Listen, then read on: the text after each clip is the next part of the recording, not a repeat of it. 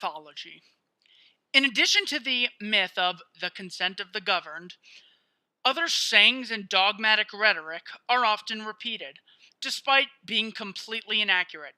For example, in the United States, people are taught and faithfully repeat such ideas as, "We are the government," and "the government works for us," and "the government represents us." Such aphorisms are blatantly and obviously untrue, despite the fact that they are constantly parroted by rulers and subjects alike.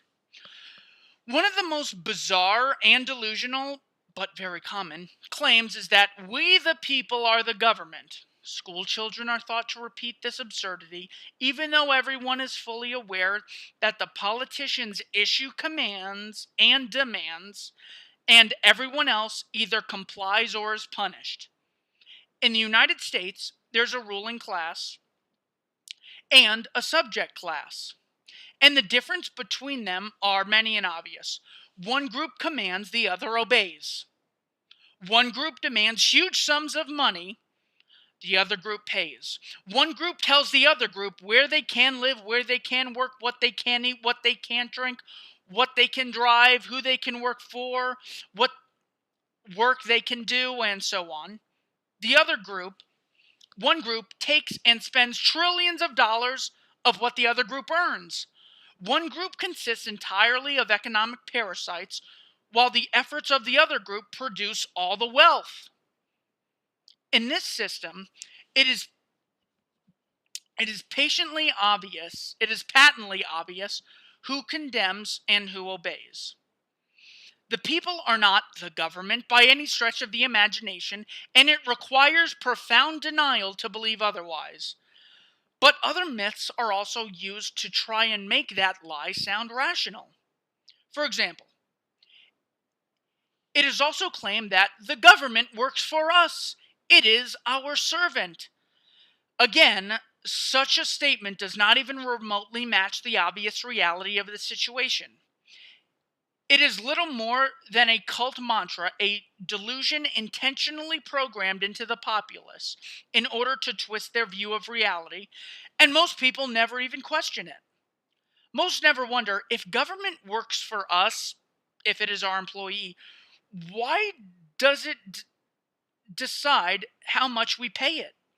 Why does our employee decide what it will do for us?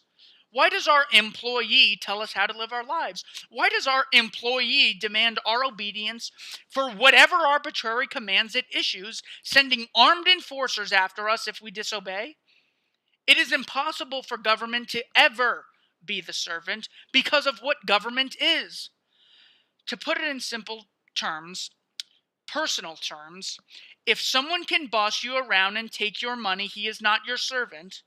And if he cannot do those things, he is not the government. However limited government is the organization thought to have the right to forcibly control the behavior of its subject via laws, rendering the popularly accepted rhetoric about public servants completely ridiculous.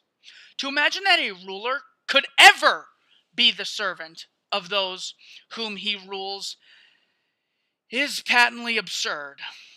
Yet, that impossibility is spouted as indisputable gospel in civics classes.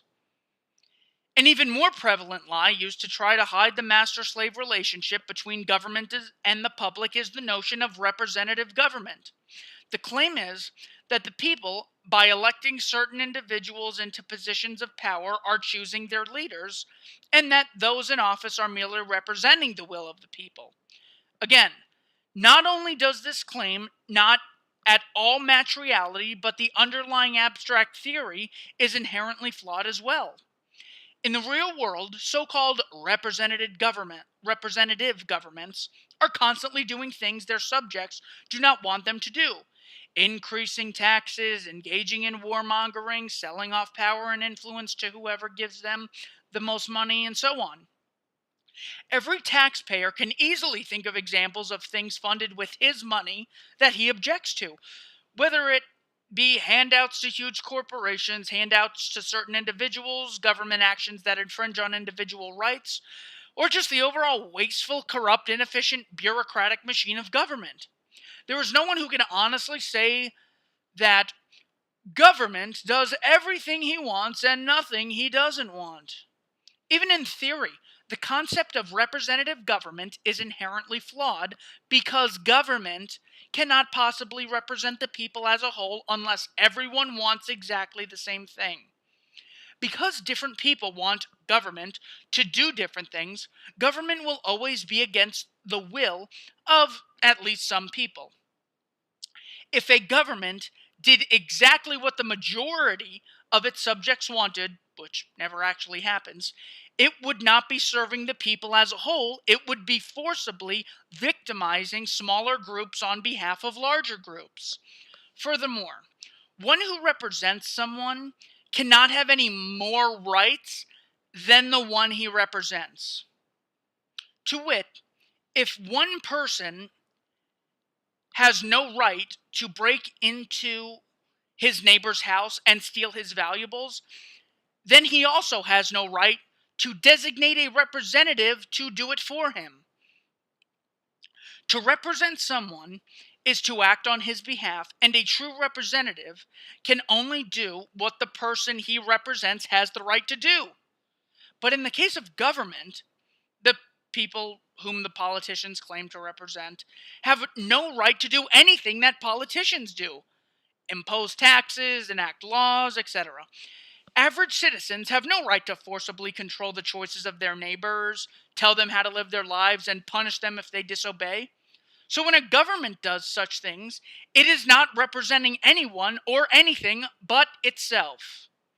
Interestingly, even those who talk about representative government refuse to accept any personal responsibility for actions taken by those for whom they voted. If their candidate of choice enacts a harmful law or raises taxes or wages war, the voters never feel the same guilt or shame they would feel if they themselves had personally done such things or had hired or instructed someone else to do such things.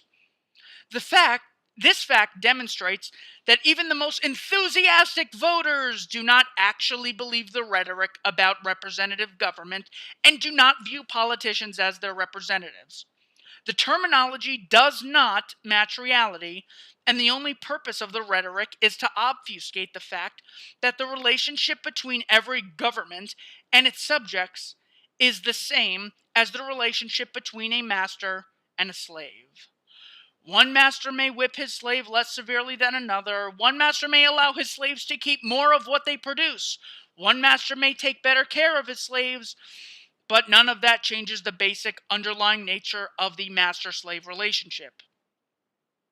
The one with the right to rule is the master. The one with the obligation to obey is the slave. And that is true even when people choose to describe the situation using inaccurate rhetoric and deceptive euphemisms such as representative government, consent of the governed, and will of the people. The notion of a government of the people, by the people, and for the people, while it makes nice, feel-good political rhetoric, is a logical impossibility. The ruling class cannot serve or represent those it rules any more than a slave owner can serve or represent his slaves. The only way he could do so is by ceasing to be a slave owner, by freeing his slaves. Likewise, the only way a ruling class could become a servant of the people is by ceasing to be a ruling class, by relinquishing all of its power. Government cannot serve the people unless it ceases to be government. Another example of irrational statist doctrine is the concept of the rule of law. The idea is that rule by mere men is bad because it serves those with a malicious lust for power, while the rule of law, as the theory goes, is all about objective, reasonable rules being imposed upon humanity equally. A moment's thought reveals the absurdity of this myth, despite the fact that the law is often spoken of as some wholly infallible set of rules spontaneously flowing from the nature of the universe. In reality, the law is simply a collection of commands issued and enforced by the people in government. there would be a difference between rule of law and rule of men only if those so called laws were written by something other than men.